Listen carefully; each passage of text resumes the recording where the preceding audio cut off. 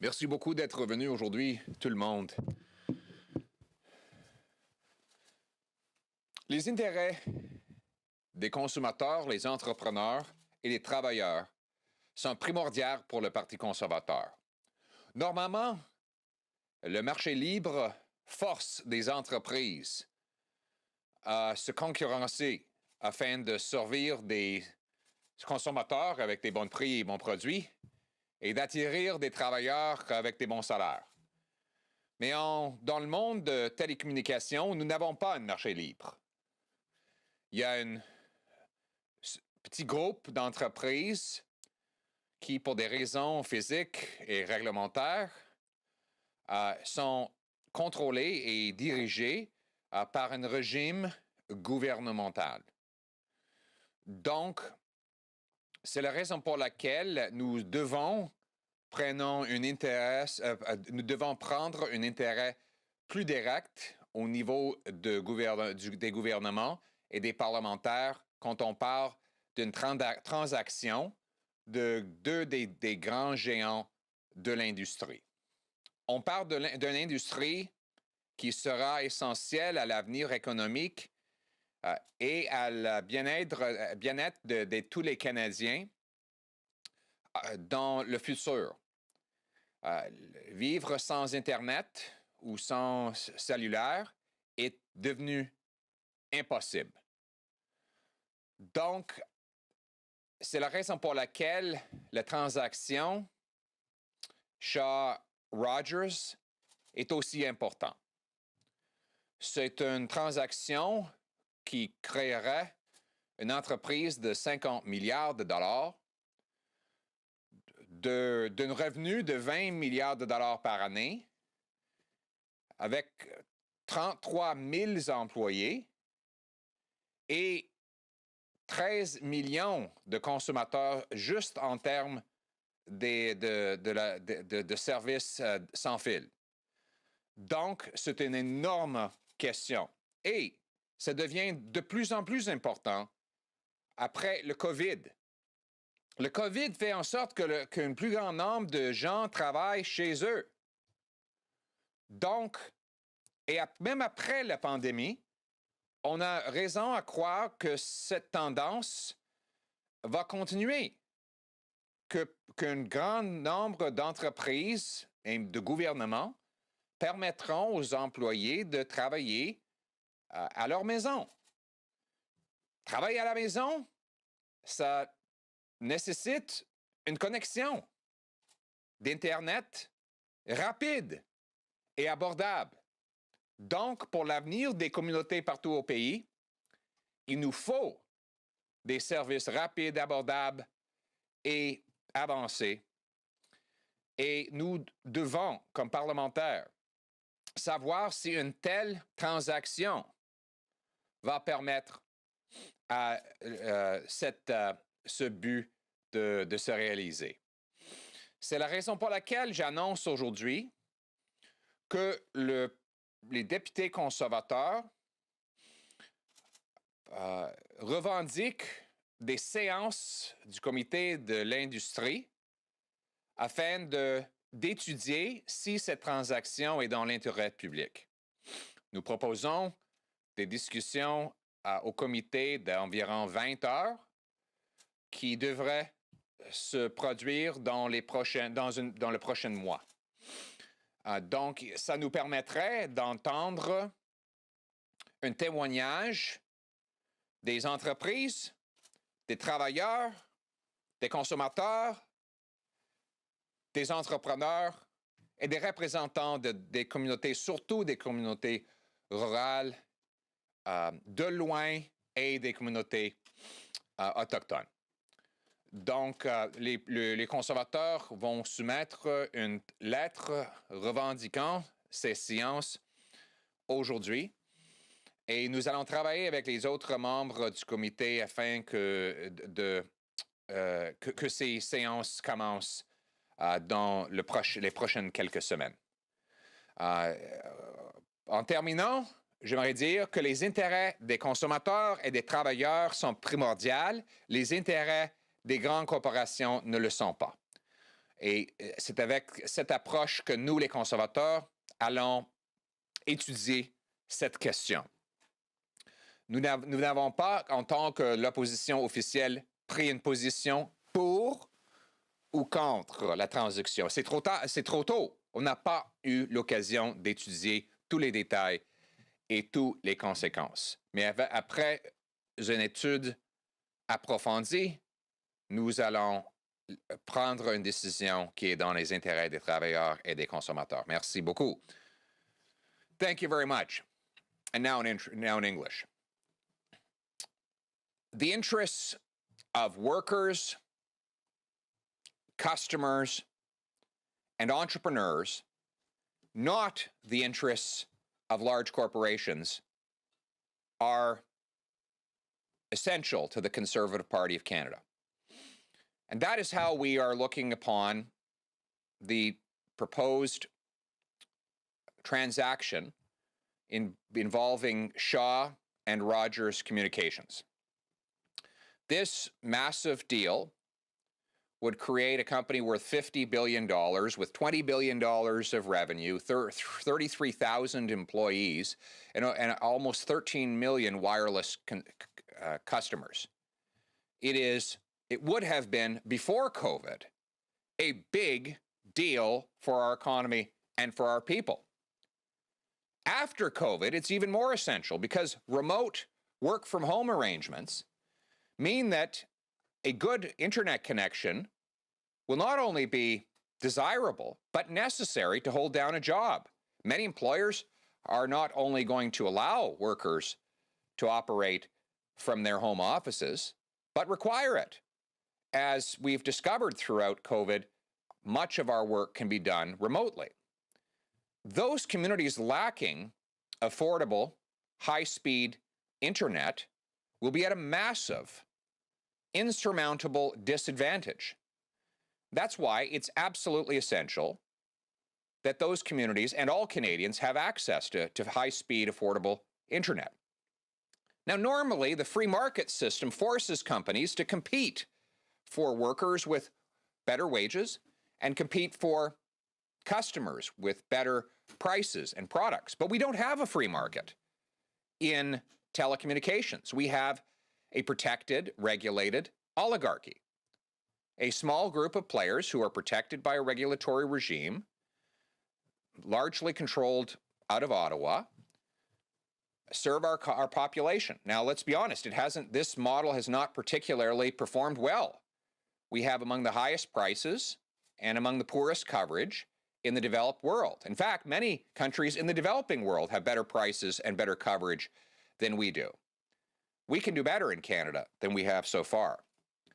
But when a deal of this magnitude comes along, because there is not a free market, it is the job of government,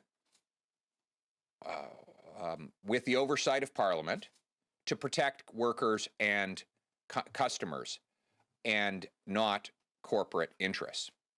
That's why I am announcing today that Conservatives are triggering hearings by the Industry Committee on this proposed transaction so that we can hear from communities, customers, entrepreneurs, workers, and others who will be affected by the transaction.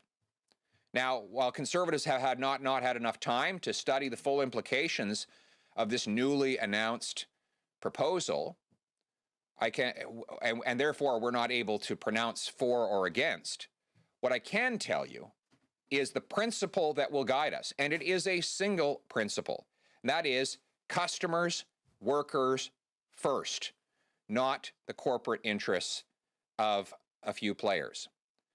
We will listen to everybody and all sides, and then we as Conservatives will take a stand in favor or against this transaction based on that one principle. Thank you very much, and I now welcome any questions or comments. And we'll now take questions, starting with questions on the phone. A quick reminder, as usual, one question, one follow-up per reporters. Nous allons maintenant prendre les questions, en commençant par les questions au téléphone. Un petit rappel, comme à l'habitude, une question suivie par journaliste. Opérateur, avons-nous une première question? Please press star one at this time if you have a question. S'il vous plaît, appuyez sur étoile 1 maintenant pour poser une question. Et la première question, the first question, is from Kate Bolongaro with Bloomberg. Please go ahead. Your line is open. Hello, Mr. Poilievre. I'm wondering what exactly you would like the government to do to make the telecom sector overall more available for Canadians to have this low-cost internet and better service that you're talking about that's important to the Conservative Party? We think that the system should engender more competition so that the big players have to do more to please customers. In a market economy, the businesses have to delight customers if they want to stay in business. Unfortunately, we don't have a free market economy in telecom, and therefore a protected, regulated monopoly is able to oligopoly is able to underperform. We'd like to see more competition to fight for customers in this country. We also want to see investment in rural and remote communities that thus far have been underserved by high-speed wireless and cellular coverage. So those are the things that I think would most advance the interest of Canadian customers and workers. How to do that? Well, that's one of the reasons why we want to have committee hearings. Let's get all the players in the room and come up with a solution so that we can once again lead the world in technological advancement and quality of life.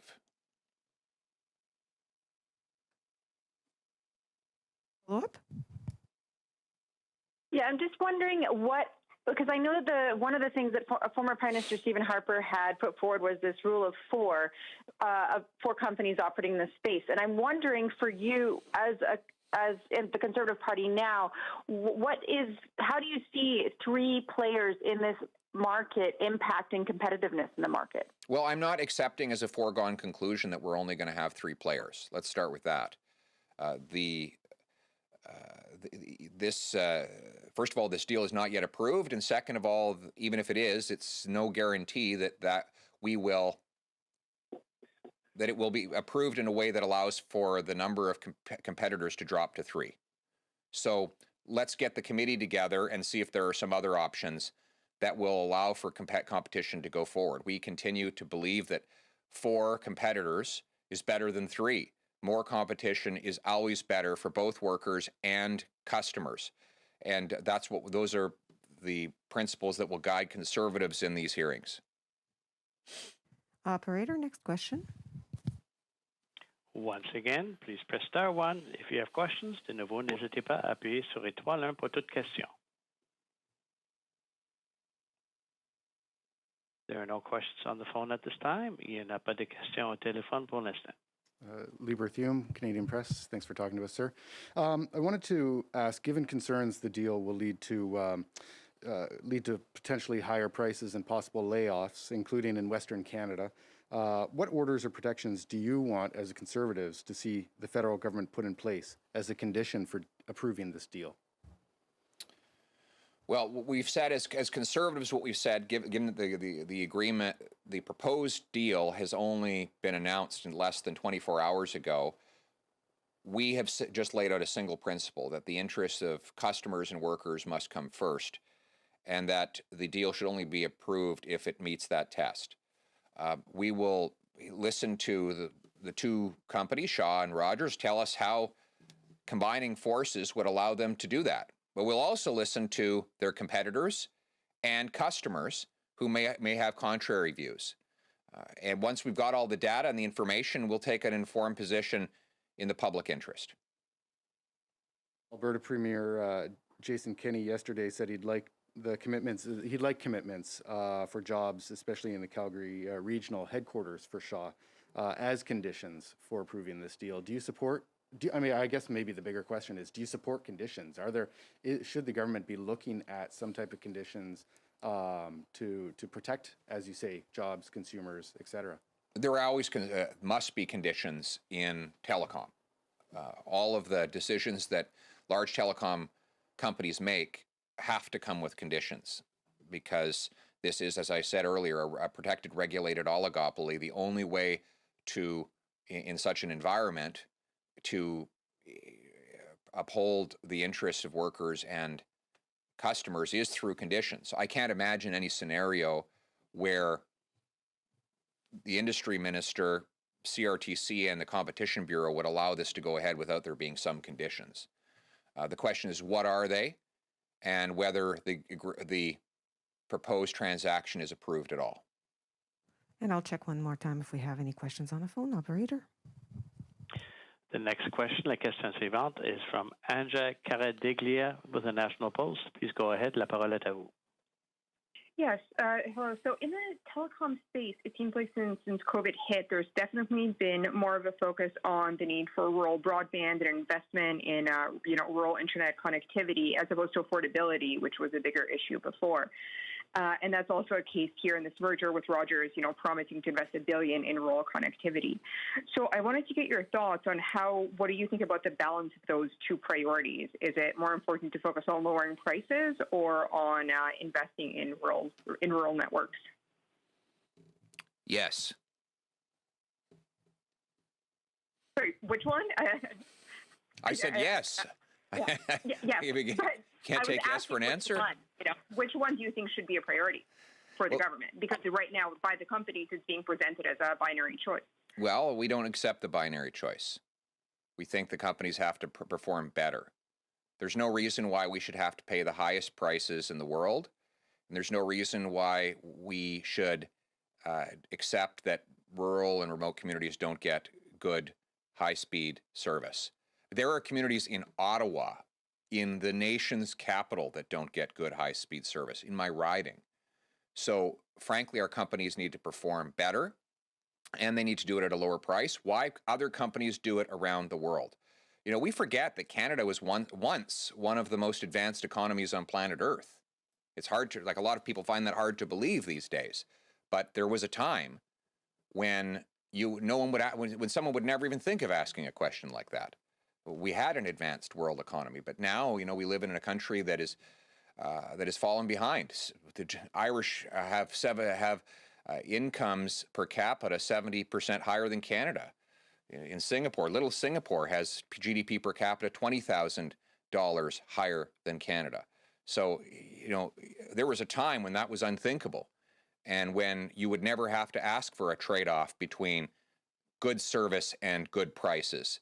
But unfortunately, because of the backward economy the government has created, that's no longer the case. We want to bring Canada roaring back to a place where you get good service and good price at the same time, including and especially when it comes to high-speed connections. Follow-up?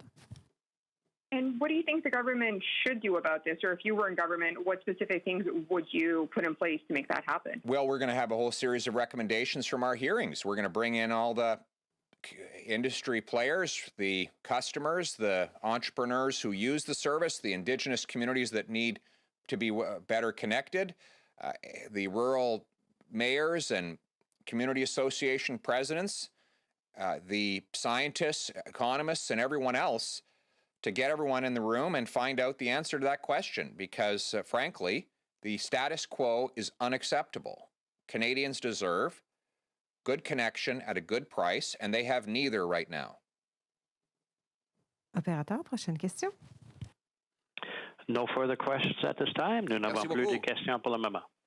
Concludes the press conference.